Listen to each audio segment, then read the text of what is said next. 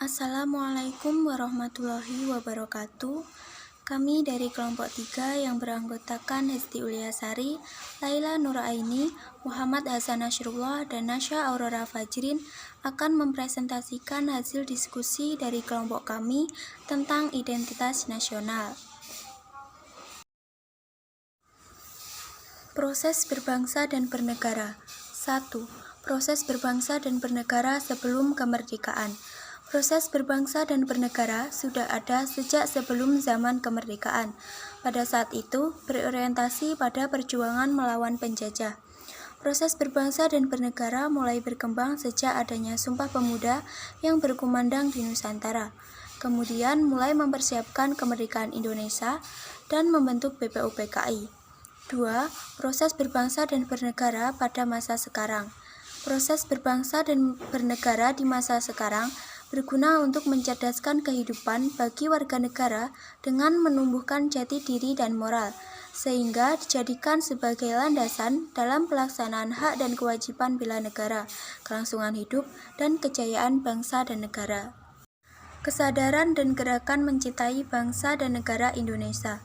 Kesadaran berbangsa dan bernegara merupakan keadaan di mana seorang individu mengerti secara sadar serta memiliki rasa tanggung jawab terhadap suatu bangsa dan negara karena memiliki suatu ikatan sebagai warga negara.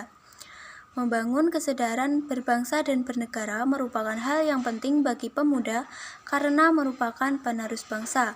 Tetapi kesadaran berbangsa dan bernegara tidak hanya ditafsirkan kepada pemerintah saja, melainkan secara keseluruhan.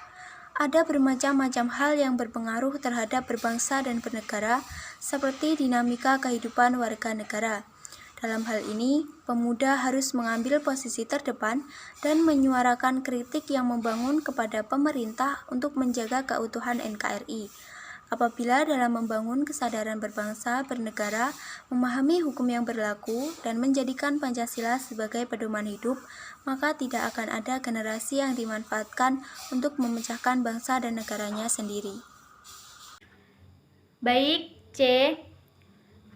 Karakteristik identitas nasional tentang nasionalisme. 1. Dibangun di atas pengalaman bangsa. 2. Adanya komitmen. 3. Pengatur sebuah masyarakat. 4. Memiliki bahasa umum. 5. Menyamakan pandangan dan tujuan bersama. 6. Memiliki kebudayaan umum. 7. Adanya sejarah umum. 8. Keputusan politik negara. 9. Penonjolan sifat-sifat tertentu. Ika. Ciri khas nasionalisme Indonesia yang berbineka tunggal ika yakni dengan cara menghargai agama yang berbeda, menghargai suku dan adat yang berbeda. 2. Pancasila. Nasionalisme Pancasila yakni secara nyata dapat dilihat bila berbicara Pancasila sebagai dasar negara. Maka yang terjadi seharusnya adalah bagaimana negara ini berusaha dengan berbagai upaya untuk menegakkan masyarakat yang berketuhanan, adil dan bermoral, mempunyai jiwa ukhuwah atau kebersamaan, demokrasi dan menciptakan kemakmuran masyarakat sesuai dengan cita-cita para pendiri bangsa ini. Definisi bangsa. Bangsa merupakan sekelompok manusia yang memiliki kesamaan pada ideologi, agama, sejarah, dan budaya. Selain itu, bangsa juga memiliki persamaan watak dan karakter yang kuat untuk tinggal di suatu wilayah tertentu untuk membentuk kesatuan nasional. Dalam arti politik, bangsa diikat oleh organisasi yaitu negara dan pemerintah yang juga diikat oleh satu kesatuan wilayah nasional, hukum, dan perundang-undangan. F. Sejarah proses berbangsa. Proses berbangsa dan bernegara merupakan kehendak untuk melepas diri dari penjajahan, mengandung upaya memiliki kemerdekaan untuk mengatur negaranya sendiri secara berdaulat, tidak di bawah kecengkraman dan kendala bangsa lain.